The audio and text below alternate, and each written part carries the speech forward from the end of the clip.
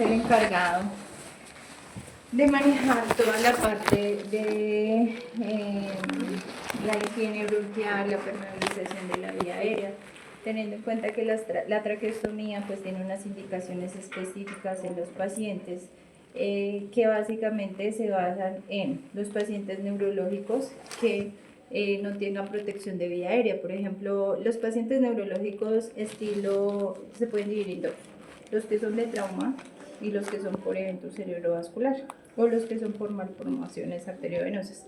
Quiere decir que los dos pueden tener el mismo desenlace, que el paciente pueda quedar con un Glasgow bajo que no proteja la vía aérea. Tiene dos fases, que es una fase agudizada y es otra fase crónica. Dentro de la fase crónica es donde se considera el uso o que le realicen la traqueostomía. Por ejemplo, los pacientes con trauma craneoencefálico severo que ingresan al hospital, que están en urgencias, que acabaron de llegar de su accidente de tránsito, lo intuban porque el Glasgow está a 6,15, ¿cierto? Que es la primera indicación para intubación orotraqueal. Resulta que ese paciente lo intubaron, estuvo en su fase aguda. ¿Cuál es su fase aguda? La fase de neuroprotección, las primeras 72 horas. Después de las 72 horas le quitan la sedación y básicamente va a sonar muy cruel lo que voy a decir, pero es saber qué quedó el paciente, ¿sí? Entonces, después de que le quitan la sedación, tenemos que verificar neurológicamente cómo quedó el paciente. Hay pacientes que puedan recuperar el habla, hay pacientes que no recuperan, quedan con el Glasgow por debajo de 7,15, pero respiran espontáneamente. Quiere decir que tienen drive respiratorio, pero que no son capaces de proteger vía aérea, ¿sí? Entonces, dentro de la primera indicación para la traqueostomía es pacientes que no protejan la vía aérea. En este ejemplo les pongo el trauma craneoencefálico del paciente neurológico, pero también las enfermedades neuromusculares como Guillain-Barré, una miastenia graves, puede llevar a un paciente a que no proteja la vía aérea, requiera ventilación mecánica prolongada, que ese es el segundo indicación para traqueostomía.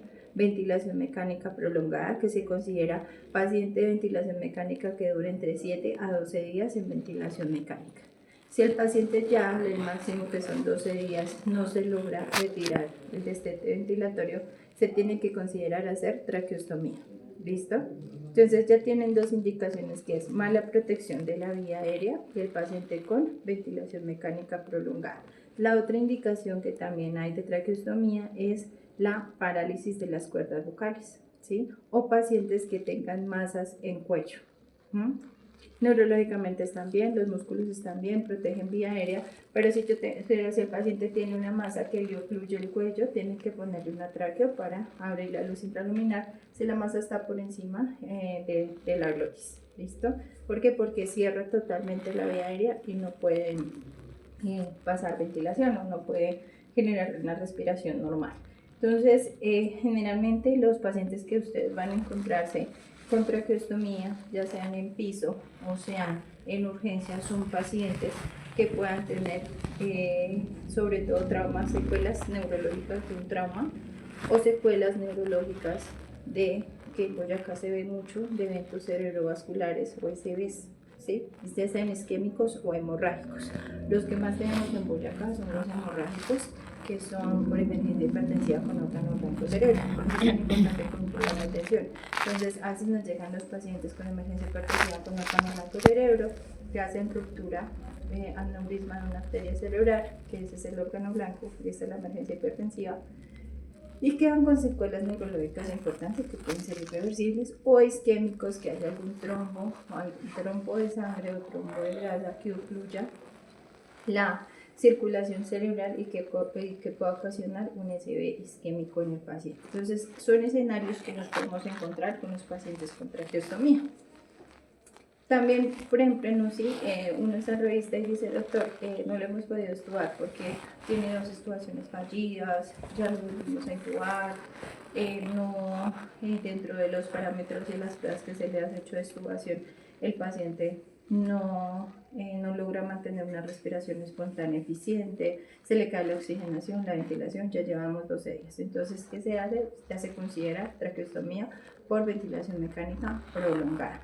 Lo mismo los pacientes con Guillain-Barré, seguramente. Bueno, me faltó decirles otras indicaciones también.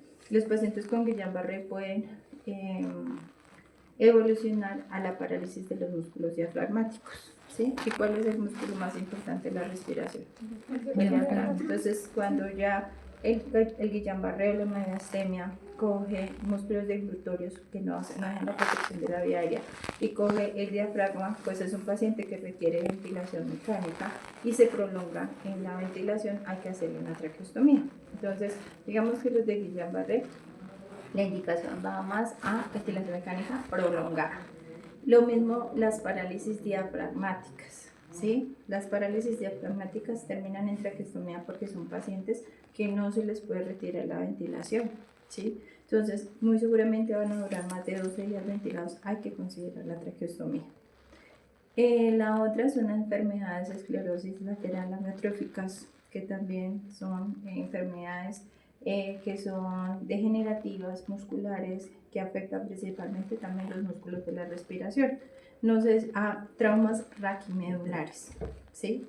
Los traumas raquimedulares que comprometan el frénico. No sé si ustedes escuchaban el caso del que era el técnico nacional, profe Montoya, ¿sí? Que él le dispararon desde la cervical y todos los accidentes de tránsito, en moto, los que más he visto ha sido en caballo, que se caen de caballo, y accidentes por disparo en columna vertebral que comprometan de la C hacia abajo, ya comprometen el nervio frénico. ¿Y quién irriga el diafragma? El frénico. ¿Quién inerva, perdón? El frénico. Entonces, si hay también laceraciones de traumas, sea la etiología que sea, que altere el nervio frénico, también requiere de traqueostomía a los pacientes. ¿Sí? Ustedes dieron cuenta, no sé, los que de pronto conocen el caso, él vive con traqueostomía. O los niños que tienen enfermedades neuromusculares que están con traqueostomía en su casa. Entonces ya son pacientes crónicos y de pronto los que vayan a trabajar en la parte domiciliaria van a encontrar muchos pacientes de estas características que les estoy dando. ¿Sí? Pero lo que más manejamos en la parte clínica en el hospital son traumas y pacientes neurológicos con secuelas neurológicas importantes. Entonces es por eso que ustedes tienen que estar pendientes de la vía aérea del paciente. Les voy a enseñar hoy las diferentes cánulas que manejamos en traqueostomía y ahorita les voy a enseñar también desde UCI. Nosotros somos, bueno, en la UCI San Rafael. Yo he estado en otras UCI y no lo hacen, pero en la UCI San Rafael, tengo un calor, abres un poquito la puerta.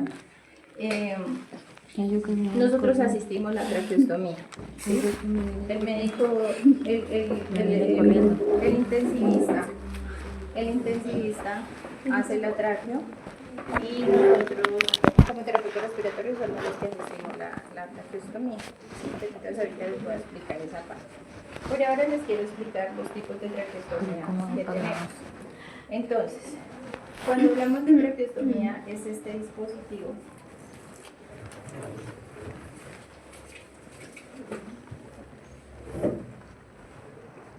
que se llama cánula de traqueostomía. ¿Sí la han escuchado? No sé. Listo. Esto viene por tamaño. Y de acuerdo al tamaño es como también, digamos, cómo se selecciona el tamaño de la traqueostomía, también por la edad y por el peso del paciente que los tienen referenciados. Sin embargo, uno, por ejemplo, en adulto también maneja el mismo tamaño de traqueostomía como el tubo traqueal, ¿sí? Que para una persona de unos 50, unos 60, uno se puede ir con unos 7, 7,5, mayor de unos 60, 7,5 a 8 y así sucesivamente. En un adulto lo podemos elegir así. Esta es una cánula traqueostomía, quiero que la conozcan también. Espérame, a ver si acá te... Ay, sí se rompió.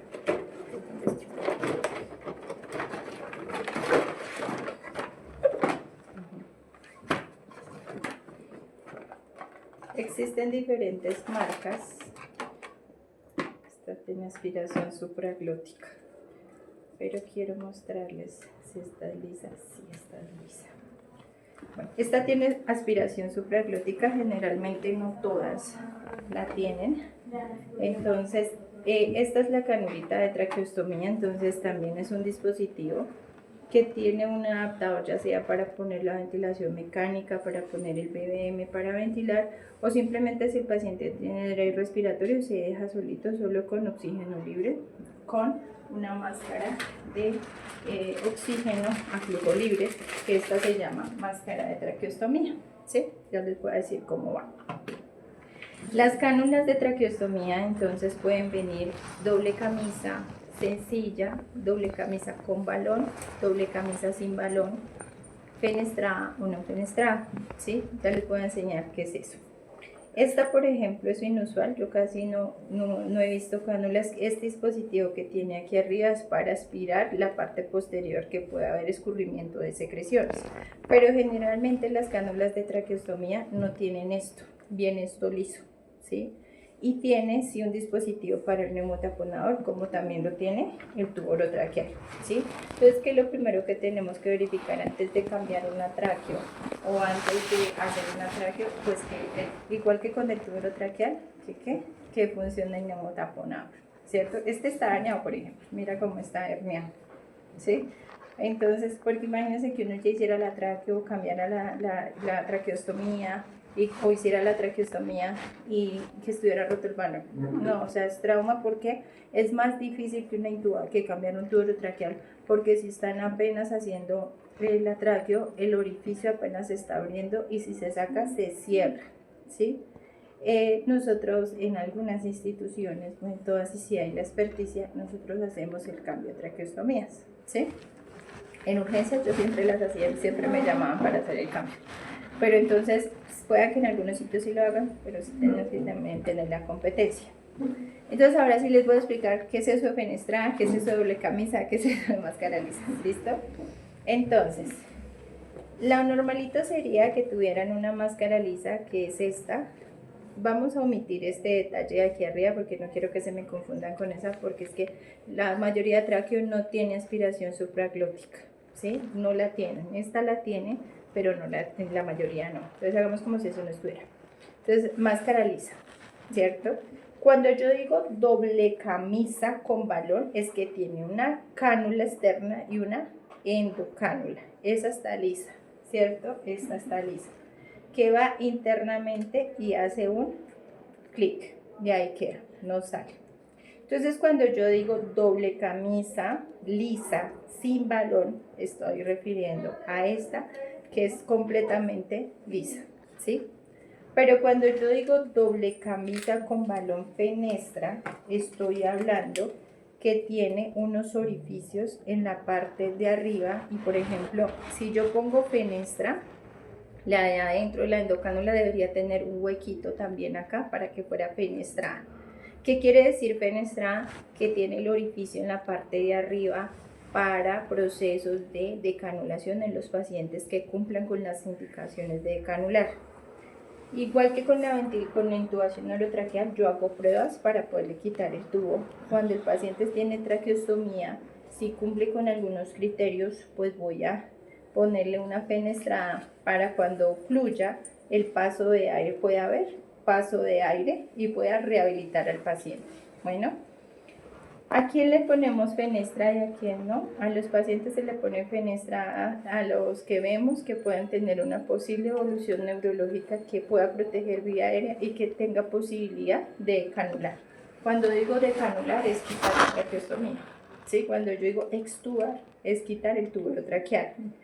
Pero yo le voy a poner una fenestra, no voy a iniciar procesos de rehabilitación, por ejemplo, a un paciente que es un trauma craneoencefálico severo, que sé que no va a recuperar, que tiene un Glasgow que lleva más de un mes con un Glasgow de 6,15, o los pacientes que tienen enfermedad, por ejemplo, como la esclerosis lateral amiotrófica, que son degenerativas y sabemos que no hay recuperación muscular en ellos, ¿sí? Entonces, por favor, la ven. Entonces, esto es una fenestra y esto es, ampliemos esto, y esto es una lisa, ¿listo? Es que no hay más.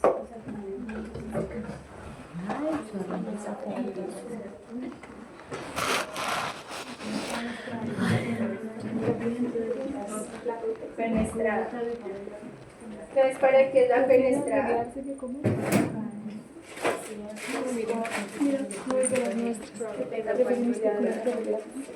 Chicos, para que Yo tampoco no ¿cuál entiendo es cómo se llama. ¿cuál es la función de qué diferencia una máscara, una cánula simple, lisa, a una cánula fenestrada? ¿Qué es la diferencia? ¿Qué entendieron? Los orificios, el orificio que está arriba, ¿cierto? Entonces, generalmente, pues nosotros en la UCI siempre poníamos a casi a todos fenestrada, porque siempre teníamos como la esperanza de que sí pudiéramos recuperarlo, ¿sí? Entonces, a veces uno llegaba a otras instituciones y uno decían, pero si es recuperable y no tiene fenestra, toca cambiársela, y eso era terrible. Entonces, esto es una endocannulada, fenestrada o lisa. Lisa. Muy bien. ¿Dónde va situada la traqueostomía? Entonces la traqueostomía, como su nombre lo dice, va en los anillos de la tráquea, entre el tercero y quinto anillo de la tráquea. Esto va de esta manera. Este es el cartílago cricoides, este de acá es el cartílago cricoides, aretenoides, cricoides, y estos son los anillos de la tráquea. Este orificio que está aquí es para cuando se hacen cricotirotomías de emergencia. Por ejemplo, traumas, que el paciente tuvo trauma craneoencefálico facial, se le destruyó la cara, no es posible hacer una laringoscopia, pero está en paro respiratorio y necesitamos darle ventilación, se hace una cricotirotomía, no puede decir cricotirotomía de emergencia, que es como hacer una traqueo, pero no van los anillos de la traqueostomía, sino van los anillos del cartílago cricoides, ¿sí? Aritenoides y cricoides. Entonces, lo que hacen es contar ubican el cartílago aritenoides, el cricoides y se van 3 deditos por debajo para incluir, se abren los anillitos de la tráquea entre el tercero y cuarto y por medio de los orificios de los anillos de la tráquea va la traqueostomía.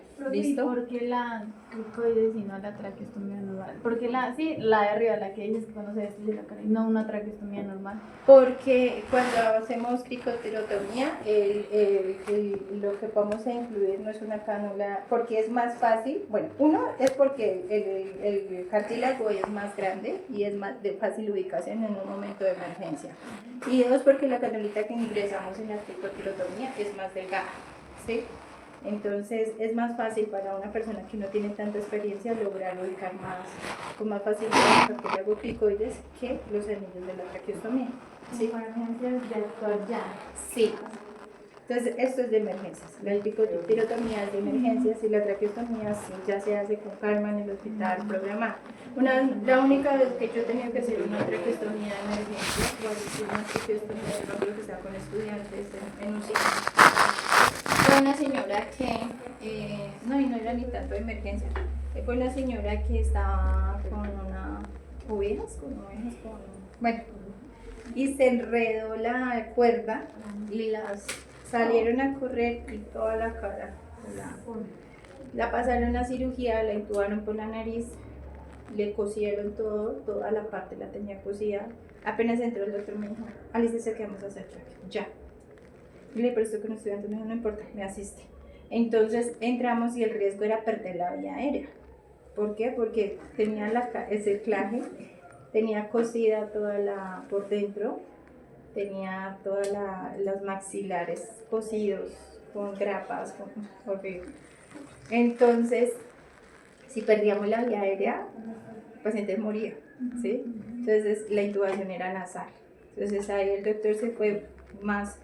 Pensó en hacer una cricototomía, pero entonces dijo, no, vámonos de una vez por la tráquea, pero en esos casos es donde también se puede considerar, ¿sí? Entonces, la diferencia es esta. ¿Cuál es la diferencia en una cricototomía a una traqueostomía? La inserción, ¿sí? Y que la cricototomía es de emergencia. La traqueostomía puede ser con calma, la podemos hacer. Porque, y entonces uno diría, bueno, ¿por qué no hacen siempre una cricotirotomía así, es un cartílago más grande? Porque es que vía aérea más bajo, es de más fácil ventilación y los cartílagos de la tráqueo son de más fácil recuperación y elastancia. ¿Listo? Es más por eso. ¿Ya todos vieron la carnita? ¿Sí?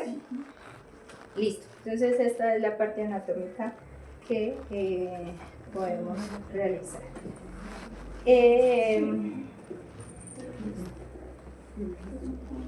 Aparte de las canulitas de tráqueo, digamos que estas generalmente las fenestradas de endocánulas. Esta tiene el cabito azul clarito y tiene el orificio. Entonces siempre lo que ustedes deben verificar. Y de aquí afuera dice referencia 300, por ejemplo aquí dice 302, pero dice el número de la cánula, ¿qué número es? Dice el diámetro interno, el diámetro externo, la longitud y lo más importante que dice fen. Si dice fen, ¿qué quiere decir? Fenestrada. Y la fenestrada siempre viene con la endocánula lisa y en la endocánula fenestrada. Yo no la tengo acá, pero viene con las dos. ¿Listo? Entonces, si el paciente llega, apenas le hicieron su traqueostomía, se la acabamos de hacer, ¿cuál endocánula le pongo? ¿La fenestrada o la lisa? ¿Cómo es, profe, no?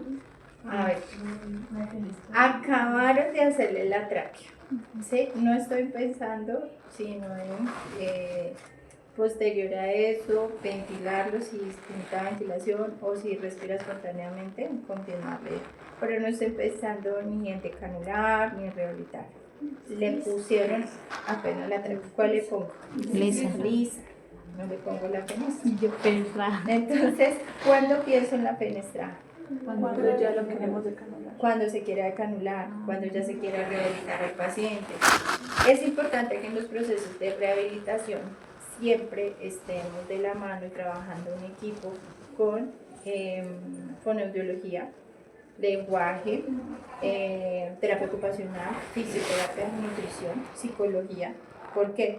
Porque de fono es donde nos va a decir, dentro de los criterios para poder decanular a un paciente, es que degluta bien y que la comida que él está ingiriendo no se nos vaya a pulmón. Entonces ellos hacen una prueba que se llama la prueba azul de metileno, donde la comida, una compota, le ponen azul de metileno, le dan por la boca y nos dicen más en el par, están pendientes si no le sale por la traqueostomía. Si le sale por la traqueostomía es porque se está yendo por vía, o sea, no está deglutiendo bien y se puede estar broncoaspirando el paciente.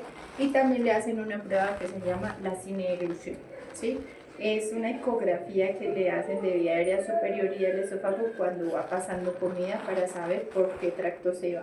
También lo hacen con los ingredientes, ¿no es cierto? Con las compotas. Sí, con las compotas para que se vea el reactivo, como un reactivo para que se vea en el paso de la ecografía.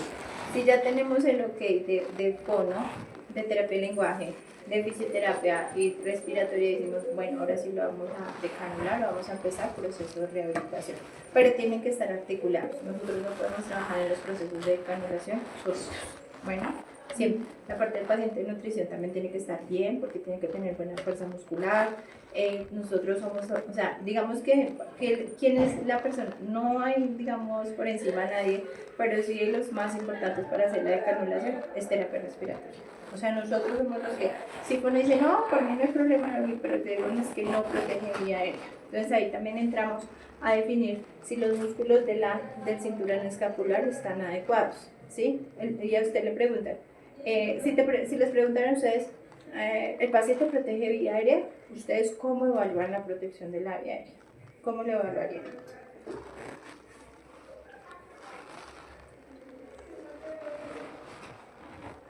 Muy bien. Cada uno piensa en una sola cosa. 200. ¿Eso? 12. Luisa, ¿qué le mirarías? Una sola cosa. Manejo de las secreciones.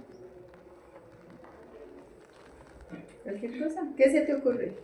Para que mirar, oye, así está protegiendo. Porque a ti el médico te pregunta. El médico a ti te pregunta. Doctor, el paciente está protegiendo bien, le utiliza así, doctor, porque ta. Por el movimiento del tórax, no sé. Sí. Cualquier cosa. Pues sí, porque como sé que está respirando por los vueltos. Pero es cuando también cuando tratan de hablar también. Bueno, Como bueno, ya sea. está. Bueno, pues sí. Es que ya se les contaba. Bueno, sí.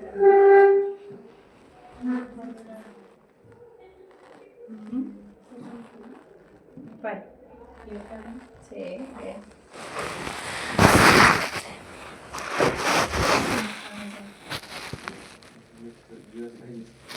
Ay.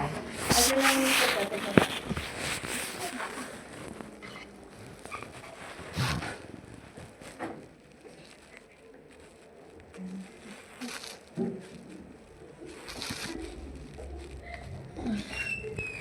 Que no tenga enfisema, ¿no? Ah, Juliana.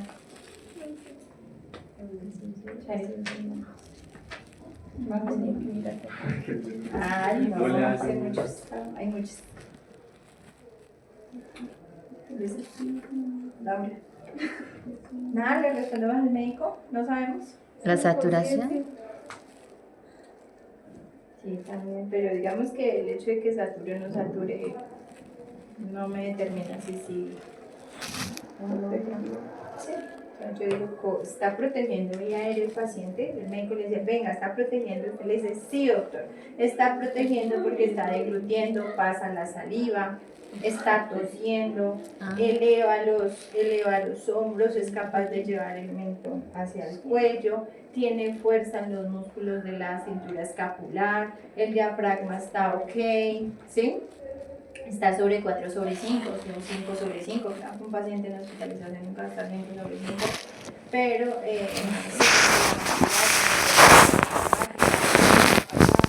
además de eso, la sineglución de salió que no tenía broncoaspiración, ¿sí? Lo más importante, si uno sabe que protege vía aérea la tos, ¿qué es vector? Si el paciente es capaz de toser es viral. Y la fuerza, yo me evalúo también como terapeuta de la fuerza de la cintura escapular. Entonces, lo que les digo, uno le dice al paciente, haga esto, ¿sí? Haga esto, lleve la parte de su boca, llévela lo más que pueda haciéndola hacia el pecho, ¿sí? Si el paciente es capaz de hacer esto, tose y deglute, está protegiendo vía aérea. ¿Listo? Si no, entonces no va a estar protegiendo la vía aérea y esa es la primera indicación para decanular al paciente. Antes de irnos un poco más allá, entonces también, es que yo no sé si explicarles, o sea, alcanzo a explicarles lo de la traqueostomía, cómo se asiste a una traqueostomía, pero entonces primero, si nos alcanza el tiempo, sí, que no es tan necesario realmente. Entonces vamos a hacer primero lo de las tráqueos. Entonces ya aprendimos a identificar qué es una cánula fenestrada doble camisa sin valor. Si es una cánula simple, entonces no teniendo cánula, iría así solita con este orificio acá y sería completamente lisa. ¿Listo? Existen cánulas que todos los materiales es en este tipo de material, pero también hay unas cánulas que son en aluminio para los pacientes que van a vivir toda su vida con traqueostomía para evitar las infecciones. ¿Listo? El cambio de la cánula de traqueostomía se puede hacer más o menos hasta, en algunas instituciones hasta los 15 días y otras hasta los 20 días, pero lo mínimo que se puede son 7 días. Por X o Y razón, ¿sí? Que se cambie que haya que cambiar la traqueostomía, porque ya pasó el tiempo, porque está infectada, porque le quedó muy pequeño, porque se le rompió el hemotaponador, muchas cosas, ¿sí? Pero entonces no menos de 7 días porque el orificio de la cánula, que se llama estoma, el estómago, si lo retiro antes de los 7 días, tengo riesgo de perder la vía, porque apenas retire se puede cerrar. Y se puede cerrar la vía aérea como tal y perdemos la vía aérea del paciente. Bueno, ¿Cómo sabemos que no taponador se dañó? Si tú lo tienes insuflado y fuga todo el tiempo, es porque se daña. O sea, fuga. Una insuflado y si ya lo insuflan y se dan cuenta que definitivamente no, es porque el hematopunal estará dañado. Pero por eso ustedes tienen que probarlo antes de hacer una traqueostomía. Ustedes no son los que hacen el traque, pero sí lo asisten. O hacen la intubación. Para nosotros sí, en algunos sitios hacemos el cambio de traqueostomía. ¿Sí? Bueno, entonces vengan para acá, chicos. Nosotros de acá no.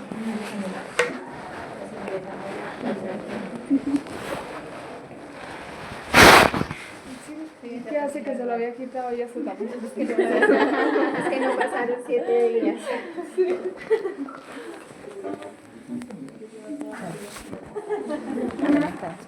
¿Cómo veo que está? Es que ya tuve problemas para empezar.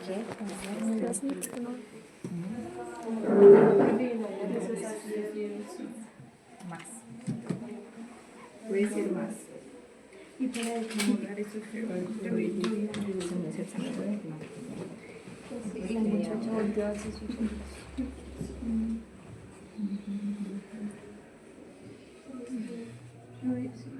Y se alza el hueco. ¿Quieres saber cómo qué? Ah, no, esto, no, No me gusta, no de nada. no, Entonces, ¿qué es eso? Estaba jugando al arcade. no. Porque mi papá no ganó. Ay, pues no.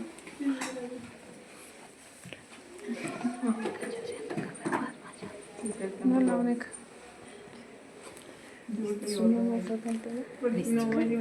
Bueno, entonces, ustedes se pueden encontrar el contexto del paciente con traqueostomía ya realizada, el contexto con la traqueostomía que ya van a atender su tráqueo, ya sea en hospitalización, sea en urgencias, ¿cierto? Vamos a hacer ese ejercicio. Entonces, ustedes lo van a encontrar con su fijación normalita que va puesta acá, no la voy a poner porque es el ejercicio que también quiero hacer con ustedes. Entonces, ¿qué debemos alistar para atender una traqueostomía? Entonces, generalmente siempre yo les pido que las traqueostomías, no importa si le hacen corazoncitos, todo, pero lo importante es que quede igual que la fijación del tubo traqueal, segura, ¿sí? Digamos que encontraron así su tráqueo. El paciente, un paciente puede estar con traqueostomía si tiene drive respiratorio, así neurológicamente no esté consciente para hablar, para apretar la mano, para tener movimientos motores. Pero yo sí puedo estudiar a un paciente que tenga traqueostomía, que no tenga estado de conciencia, pero que tengan drive respiratorio, ¿sí? Cuando retiro ventilación mecánica en un paciente neurológico que tenga traqueostomía, desde que tenga drive respiratorio. ¿Por qué le pusimos esa traqueostomía a ese paciente? Porque no protege vía aérea. ¿Cuál es la protección de vía aérea en este momento del paciente? La traqueostomía. No es capaz de toser, no es capaz de subir sus secreciones, entonces desde acá vamos a manejarlas. Bueno, entonces ustedes se lo pueden encontrar con la máscara de oxígeno, que simplemente va de esta forma aquí. Puede ir, espérame, a ver si está.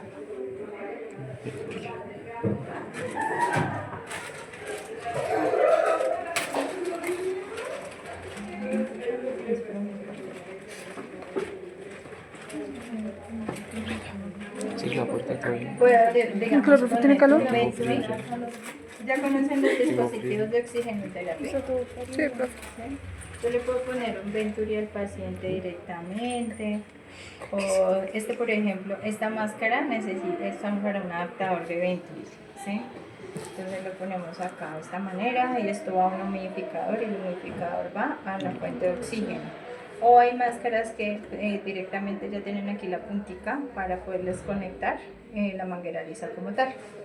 Es importante que cuando ustedes manejen oxigenoterapia en un paciente con traqueostomía, siempre tenga humidificación, ¿sí? Hay una mala praxis que es que el paciente esté hipersecretor, no le pongan oxígeno humidificado porque se va a poner más hipersecretor. Resulta que los cilios respiratorios son móviles, ¿cierto? Y si ustedes le quitan la humedad, ¿qué está perdiendo aquí? La integridad de la nariz. ¿Qué hace la nariz? Humidificar y calentar. Si ustedes quitan la humidificación, si ustedes quitan la humidificación del paciente, ¿qué van a hacer los cilios? Se van a poner rígidos. y al ponerse rígidos ellos van a activarse a irritarse, y si se irritan van a producir más moco. Entonces jamás le quiten la humidificación. Alguita se tiene. Pausa y vuelvo.